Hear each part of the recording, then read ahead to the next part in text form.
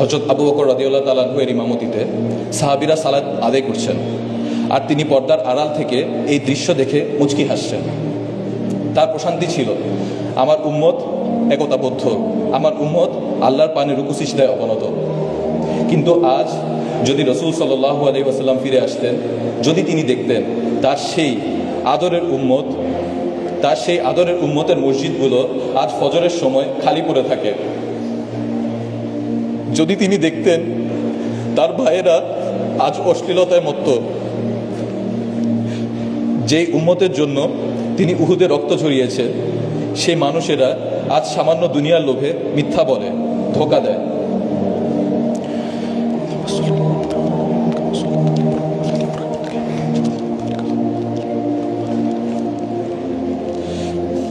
সেদিন, যেদিন আকাশ ফেটে যাবে, নক্ষত্রগুলো খসে পড়বে, ইয়া নফসি ইয়া নফসি বলে সবাই পালাতে থাকবে। মা সন্তানকে চিনবে না, বাবা চিনবে না ছেলেকে, নবীরা পর্যন্ত ভয় কাঁপতে থাকবেন। সেদিন একজন মানুষ আল্লাহর আরশের নিচে দাঁড়ায় সেজদায় পড়ে থাকবেন, আল্লাহর আরশের নিচে সেজদায় পড়ে থাকবেন। আল্লাহ জিজ্ঞেস করবেন, হে মুহাম্মদ, মাথা তুলুন, চান, দেওয়া হবে, সুপারিশ করুন, কবুল করা হবে। সেদিন তিনি নিজের জন্য জান্নাত চাইবেন না, ফাতেমার জন্য চাইবেন না। সেদিন তিনি বলবেন, ইয়া রব্বি উম্মতি উম্মতি।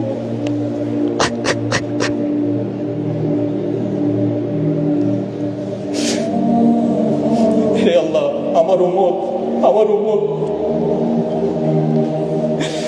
যিনি আমার জন্য হাসরের মাঠেও কাঁদবেন। কেমন করে আমরা সেই নবীর সুন্নাতকে অবজ্ঞা করি,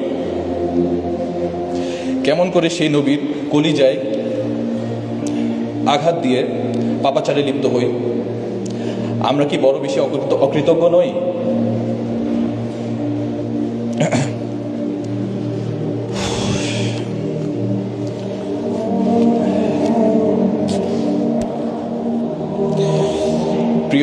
প্রিয় ভাই ও বোনেরা, সময় ফুরিয়ে যায়নি।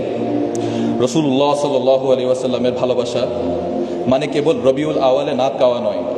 তার ভালোবাসা মানে তার আদেশে নিজেকে রাঙানো, তার আখলাকে নিজের জীবনকে সুশোভিত করা। তিনিই তো উসওয়াতুল হাসানা, সর্বোত্তম আদর্শ। আসুন আজ এই সিরাত এক্সিবিশন প্রোগ্রামে আমরা প্রতিজ্ঞা করি, আমরা সেই মহান মানুষটার প্রেমে পড়ব। আমরা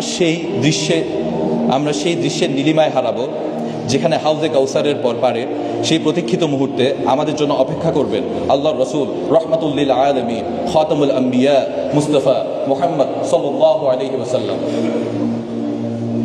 মন প্রাণ উজাড় করে তাই চলুন সেই মহান মানুষের নিমিত্তে আমরা দুরূদ পাঠ করি।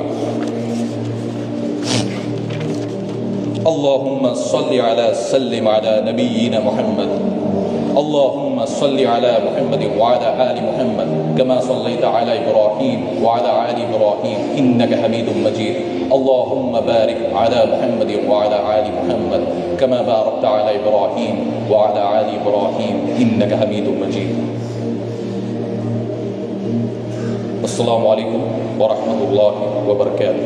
جزاكم الله خيرا.